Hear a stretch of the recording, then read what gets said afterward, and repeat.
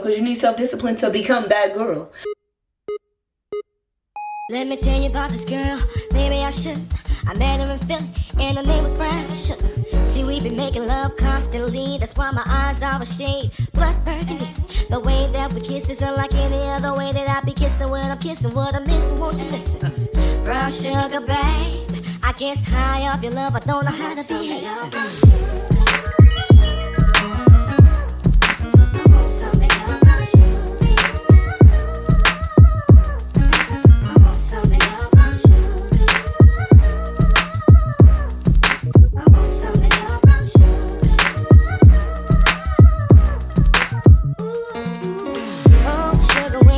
To me, you love me right down to my knees, and whenever you let me hit it, sweet like honey when it comes to me.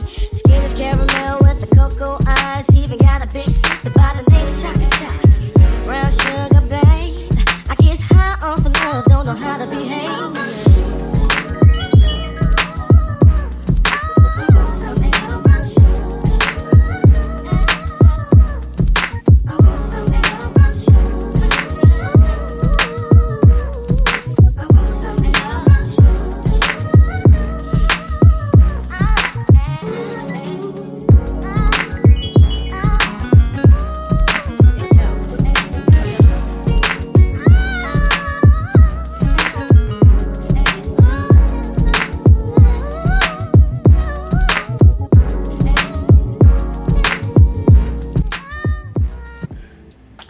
Always catch 11:28. What's up, y'all? Welcome back, y'all. No, welcome me back. I ain't been on this thing in so long. Okay, so y'all, today we are doing becoming that girl. We got a lot of stuff to do. No, we don't. I'm lying.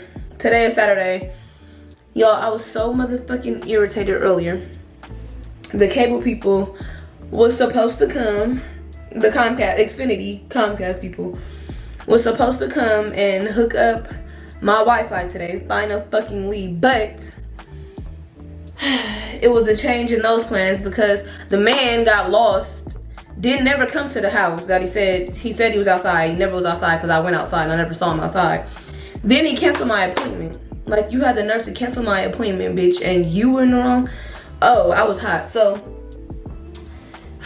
anyway, besides all that, because that made me hella mad. So now we're gonna, moving forward, we have a birthday party to be at today at 4:30. It's at Rock and Jump, so I need some Vaseline. Hold on. This is the vibe. I'm gonna do my hair in a ponytail or whatever. And let me just start off by saying Happy New Year, y'all. Happy 2022. It is February 5th today. And I'm just now getting out a YouTube video, but I decided like that when I start uploading videos, I want them to be like good videos, like good quality, like very thorough. I want to be talking about something, not every single video, but for the most part. So I want to talk about like what I see for myself in 2022. What big changes am I going to make? What am I going to hold myself to? What are some of my goals? And, you know, things of that nature for 2022. So, y'all, the biggest thing, I think I said I was working on this last year, but I kind of slacked off on it. But this year, I really want to work on it. It's like, I don't know why it's so hard for me to do this, but I kind of really be having a problem with it. But it's self-discipline. Like, self-discipline and accountability. So, like, not making excuses for shit and just being accountable or taking accountability for all my actions this year, for goals that I reach, for goals that I don't reach. So y'all, I'm trying to put this ponytail in real quick. I don't know. I just comb my hair up, but anytime I do that, then it's be hella poofy and it'd be hard for me to get it. And I don't want no little ponytail like this. I don't look like a little boy, so I'm gonna put it up. So yeah, we're gonna do this ponytail. I'm just using gel. I'm not doing nothing special because I'm not trying to keep it in. I'm not trying to have it like professional or nothing. I'm just trying to be cute for today, okay? Got this big ass thing of gel. We're finna start gelling and brushing and gelling and brushing. I have been writing down some of my daily goals. So I noticed like when I write down big goals, yeah, that's cool and all, but like how the hell you gonna get to those goals? And you start feeling like not so accomplished when you just write one big goal and you don't hit it. It's like you need little goals to lead you up to that big goal to help you hit that big goal. So just like for YouTube, one of my obviously biggest goals, like hitting 100K subscribers and like 1 million subscribers, but it's like in the meantime I'm only at 100 something. So right now you need to work on how you're gonna hit 300, how you're gonna hit 400, how you're gonna hit 5, before we just jump and be like, oh yeah, I just want to hit 100,000, you know. So it's kind of like, I guess, being more realistic with yourself too, with your goals.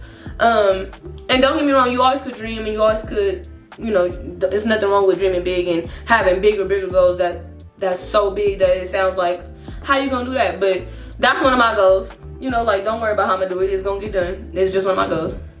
I've been writing my stuff down. I've been checking it off my checklist when I've reached it, or when one of my small goals that's helping me reach my big goal. I've been making sure I check that off. I don't know, it just makes you feel so much more accomplished. Like, oh yes, bitch, I did that. Like mine, for instance, was finishing this school shit. Like, I keep on taking one class a semester. Like, bro, if you don't like buckle down, for myself, I'm talking to myself. If I don't like buckle down and, you know, take at least 2 or 3 classes a semester, like, to just knock it out, because obviously I'm trying to get it done and I'm trying to get the damn degree, okay?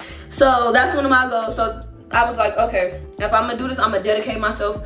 I'm gonna have self-discipline. I'm gonna log on to that damn online school and I'm gonna do the work that's required. And also, I bought a big calendar so I could write my goals down and always keep seeing, like, homework due this day, my little discussion post is due this day. And when I'm done with it, I check it off and it just feel good, like, okay, like I did something for myself that I promised myself I was gonna do. Also, I've learned that nothing is possible without action behind it. Like, yeah, you could say you wanna do this, you wanna do this, you wanna do it, but like, if you're not actually doing it, even if you don't really know how to do it, if you're not actually trying to do it or trying to learn how to do it, like, how you gonna ever reach a goal that you set for yourself if you're not even trying to do it? You know, like, that makes no sense. That's like saying, basically, you want to be a content creator, but you never, like, you got an iPhone. You don't even have to have a camera. You got an iPhone, but you never record anything. Like, how are you gonna ever be a content creator or be a YouTuber or, you know, be on Instagram taking cute pictures and all that if you never even do it? Like, you never even attempt to do it, you're not gonna meet any of your goals. So I've learned that. I mean, it's kind of like common sense, I already knew that, but it's just a big realization that I've noticed. So I make a lot of excuses. For myself. I'd be like, oh, well, I mean, not saying they're not valid, but I just don't like making excuses. But, you know, like, if I be busy with the kids and I want to do this at this time, I'm like, oh, I never did it because I have to do, like, bruh, ain't no because. Just do it. Like, figure out how to do it and do it. Yeah, basically, put an action behind your words. That's gonna, first of all, help you reach some of your goals, because you're not gonna reach a goal. I'm telling you now, you're not going to reach a goal without even trying. That's just not possible, poo. You have to be, well, let me stop saying you. Let me talk about me. Let me just talk about me, okay? So I've been very open to learning new things, because I feel like you be thinking, not you, but me, you know me.